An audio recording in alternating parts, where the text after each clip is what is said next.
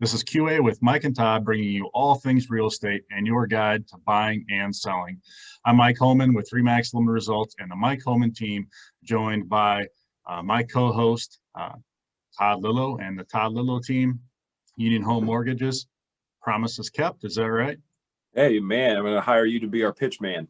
All Perfect. Right, absolutely. Well, first of all, you and Bernie Kosar.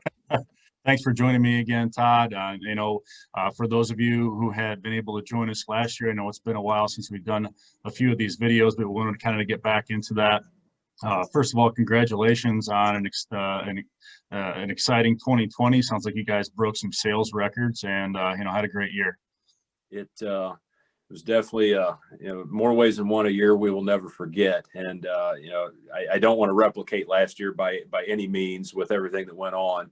But yes, when you and I talked when this first hit, it was almost a year ago, last February, March. We had no idea where the market was going to go. We certainly didn't think it was going to go in that direction. But we battled. The girls here on my team battled. It was really a tough year. A lot of people had to work from home, including my team, raise a family, send kids to school, whether school was on that day or not, and juggle twice the volume that I've ever had in 25 years. So, the credit goes to them. Credit goes to, folks like you on the real estate end, keeping everything together. And, I appreciate that. Yeah, well, it certainly was a busy year in 2020 in the real estate world, buying and selling both. 2021, from every prediction that we're seeing, seems to be that same way. We'll see what happens. But even early on this year, here in January, the market's been very active. Again, very low inventory. Properties are moving pretty fast. So the one thing that we want to touch today for everybody that was seeing this video, our main topic is, all right, Todd, I am buying a house. All right, I'm either buying my first house, or it's been a long time since I bought a house. What do I need to do to be ready and to get that process started? What I like to do is on my end, having these videos and talking to customers ahead of time, it's almost like I want to give you the answers to the test. How anyone in my position, a bank, a mortgage bank, anywhere you go to, any lending institution, they're going to want to see these next 3 or 4 key factors I'm going to talk about. One thing is income. First is income. And that doesn't necessarily mean a job. You can have income from several sources, annuities that you receive, that you're receiving for at least the next 3 years, even alimony, child support, any source that you wish to use that is going to be a solid source of income that you can document you have been receiving and will be receiving, usually at least for the next 3 years, you can use. Of course, the more typical source is your employment. And some folks come to me, do I have to be working for 2 years? Do I have to be working for 3 years? Everything is a case by case. We love to see a 24-month history of employment. Doesn't necessarily have to be at the same location. I mean, everybody changes jobs. Things happen. We understand that. For younger buyers, maybe you were in college, maybe you were in school, etc. I can use college time as job time, especially if you're in your same line of work. So hang on to your certifications, your diplomas, what have you. But usually when you walk in to try to apply for a mortgage, you're going to want your last 2 years of W-2s or your federal tax returns. Not everyone is W-2'd. Some folks are 1099, self-employed. So we want to see your W-2s from all jobs, last 2 years. We want to see your last month of pay stubs. Hopefully, if you're paid hourly, those are 40-hour work weeks. If not, just make sure you've got a good explanation for that. And I love to see a W-2, from 2018 be here. 2019 is here. 2020 is here. We like to see a steady increase. That's always the best. If it's like this, then you need to explain this. What happened this year? Was there a layoff? Was there a medical reason? What have you? Things happen. We explain them. We put them in the file, and then we'll roll forward and we'll work together with you on that. Next part is, of course, your credit. Everyone wants to know what's a good credit score. Do I go to Credit Karma? Do I go to freecreditreport.com? Do I go to this, that? Those tools are not bad tools, but they're not something you should completely base where your credit score is accurately viewed right now. There's different scoring models out there. There's a FICO model. There's a Vanguard model. They sound like all these cool bands from the 70s. We will talk to you. We will give you a free credit report, no pun intended, I want to help you. I don't want to, keep your credit report hidden from you. I don't want to keep your score hidden from you.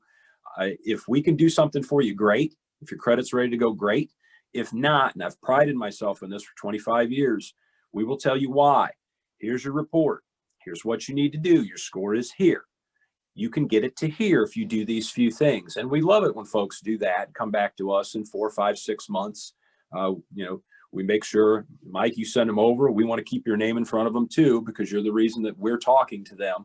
And, we want to give you a good, solid, qualified, educated buyer when we send them back to you in 3, 4, 5 months.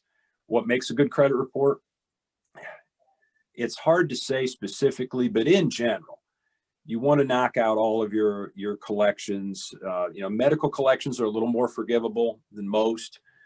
If someone comes rolling in, with a fresh car repo of $7,000 or $8,000, that's a pretty big harpoon to your file. So we'll talk to you about that. Sometimes it's good to pay off collections, sometimes not. We'll talk about that.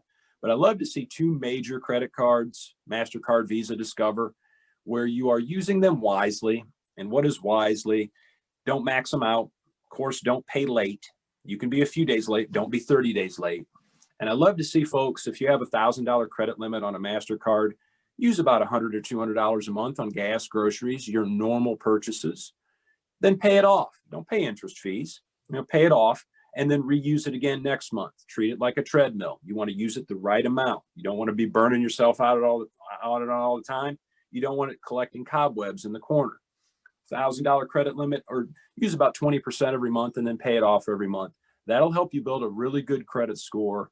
And, if you have a car loan as well, try to keep your car loan payments, I don't want to say sane because I don't want to offend anybody. But if you call up and you have an $800 new Hummer payment and you make $1,000 a month, that's problematic. So try to keep your car payments $250, $300 a month in general. I know sometimes you have to go up higher than that, but if your income can support it, great. As far as your assets go, we look at last 2 months of bank statements, all pages. Be very cautious here. We do run into some problems here. Sometimes they're hidden because, of course, you call up, we want to know where you're working. Okay, great. You got great income. You got great credit. Okay, you want to put a down payment on this house. And even if you don't, sometimes we have to show that you have some money in the bank as a nest egg. All right, we get these bank statements. Oh man, there's NSF fees out there, non-sufficient funds, there's bounced checks, there's giant cash deposits. A lot of folks don't think of those because they think, okay, I've got the income, I've got the credit, I should be good. Be very careful on your assets and your liquid assets and your bank statements over the last couple of months if you know you're going to buy a home in the future. If you've got some money in cash in a safe, I hate saying this, remember the combination, put it in a bank, get it in there a couple months ahead of time because we can't use cash that's sitting around the house. It's called mattress money for an old term back in the day. We need to verify where it came from. If you're going to get a gift from a family member, that's okay. If you're able to get it now and you don't have to worry about the gift documentation, that just saves you some time. But if you do need to get gift documentation, we can help you with that too. Just don't get cash. Remember, try to avoid cash. So we want your last couple months of bank statements. I like to see, just like with your W-2s, a nice, steady, average amount, even with checking. I know it goes up and down. Nice, steady increase on your checking and savings as far as that goes as well, and we can help you with that. Final thing is your debt to income ratio. I touched on that a bit with your car payment. You want to know, what your income is, what your income that we use is. If you're on a salary, that's easy. Just divide your salary by 12 if you add in maybe some bonuses as well. If you're hourly, that's usually pretty easy unless your hours vary. If you're self-employed, get us your tax returns so we can analyze those and find out what your true income is, because we can put back in a couple of your write-offs that folks don't know about. But once I establish what you make a month, you're only allowed to have a certain amount of debt compared to that income that you've got going in. And then you've got to include your new house payment with that too. So we'd love to see a house payment be about 28, 29, 30% of what you make a month, including tax, insurance, principal, and interest. The old school total debt ratio used to be 36. Folks have pushed that over the years with good credit. 40% sometimes is okay. 45% sometimes is okay. And my good friend FHA, I've seen it sometimes at 55% total debt ratio, believe it or not, as long as the rest of the file is strong. So that's what you need to gather together. Make sure your documents are nice, legible, easy to read, good copy of your driver's license. A year and a half ago, back in the old world, we'd have you drop them off at the office and make copies, or we'd make copies ourselves, and we could still do that. A lot of banks can still do that. But if you know how to scan, turn everything into a PDF file. A lot of folks' pay stubs are right on their phone. You can email pay stubs and W-2s right from your phone. Then you can email it to our office. We still do have a fax machine, but it turns it into a digital format. So there's a lot of ways where you can, stay safe, have nice and convenient ways to get us documentation, and we'll help you do all of that. Wonderful. A lot of great information. It's funny that you brought up about the credit reports, because I actually just saw a commercial from one of those, big credit, free credit report companies, and it says right on in the fine, and it's not even that fine of a print in the commercial, but this very well may not be the same thing that your lender uses if you go to get a loan. So, they're well aware of that too. They just don't make it, out there for everybody, to be known that. So again, a lot of great information, a lot of first steps. There is a lot of information that people, need to get to you in order to get through this process. But, it's a necessary evil. And you guys do obviously make it very fast. You actually have an online application, correct, that you can kind of start some of the process as well. And how would they get to that? I send out a copy of a link. I do have a website, toddlillo.com. And, right there's a green button right in the middle. I mean, that's about as easy as I can say. It's my name, toddlillo.com. There's an apply now button right there in the middle. We have an app you can download that folks, tech savvy folks, can take a picture with their phone, upload their documents right through our app that you can get on the App Store. We try to remain pretty tech savvy around here. We want to make sure that if we have an 18, 20-year-old borrower that knows everything about the internet and everything about computers and everything about iPhones, et cetera, to folks that really a fax machine is, still blows their mind. We want to make sure we can handle that whole gamut. So yeah, you're correct. We do have those avenues, those websites, and those apps if necessary. Wonderful. So again, I appreciate you guys that you providing all that between you and your team. You guys do an amazing job putting all that stuff together. And then we get that phone call from you guys doing your homework. It means a lot, with that backing and knowing, hey, we've done our homework on these people. They're ready to go, and it really puts us in a better position, from my end and that buyer's end, trying to get that house when we have that pre-approval letter, and it makes a huge difference. Obviously you guys have all kinds of different loan types. I think we'll leave that to, a different segment on its own that we can kind of get into those. But just to touch on that, you do have, various options for people, correct? Depending on, we don't normally, if somebody calls up, we don't just say right off the bat, I'm going to put you in a USDA, I'm going to put you in a conventional, I'm going to put you in an FHA.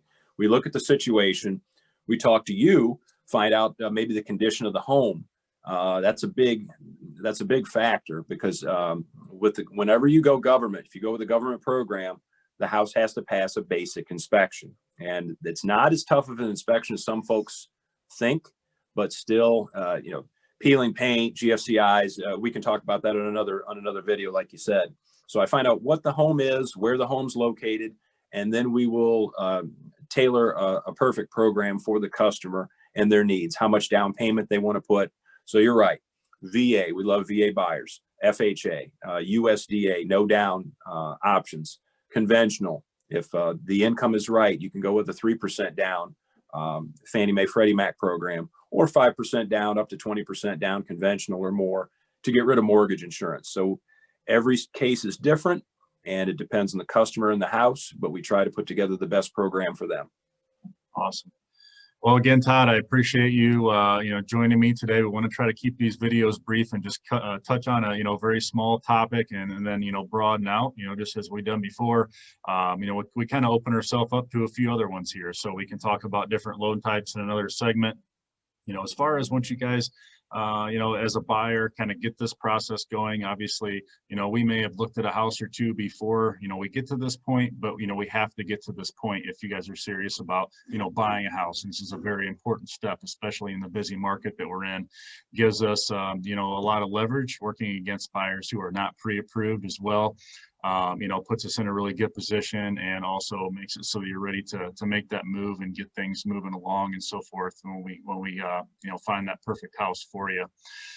So again, I want to thank Todd for joining us today. Obviously here on the QA with Mike and Todd. We hope to do this again real soon, get some more information out. If anybody has any specific topics or questions, make sure that they let us know. And Todd, what is the best few ways that anybody can reach you if they need to have any questions or do want to apply for a loan? Old school, 419-668-9922. ToddLillo.com. We have a Facebook page, the Todd Lillo team. A lot of people reach out to us via that as well. You can email me directly, Todd, T-O-D-D, at ToddLillo.com. That's ToddLillo.com. And, Mike, as you well know, the inventory is still tight. And when you do go to make an offer, you want to be set, you want to be ready to go because multiple offers have become commonplace. And we know that, we understand that. So we want to be ready for you guys on the realtor side of things and for our customers with pre-qual letters and making sure folks are all set to go. Yep, absolutely, absolutely. So when we get in that home search part of things, again, you can let us know, myself, my teammate Tammy, we're here to help you. We can get things, moving along on that home search, find you the right property. MikeHoman.com is a great resource. You can search for properties in pretty much most of the area in Ohio and pretty much anywhere in northern and mid-Ohio, on our website. And a lot of great information on there, a lot of great links to, some different information as far as, getting a hold of Todd and getting pre-approved and all that good stuff. So we're going to work on our next segment. Not sure where we're going to end up yet. We might touch with the different loan types, move into something else. But if you like what you've heard today, please join us when we do our next video. And hopefully we'll be able to get some good information out there to help everybody we can here in 2021. So thanks again, Todd, for joining us, and take care. We appreciate it. Take care, you guys. You and Tammy, guys have been knocking it out. So I know that'll continue.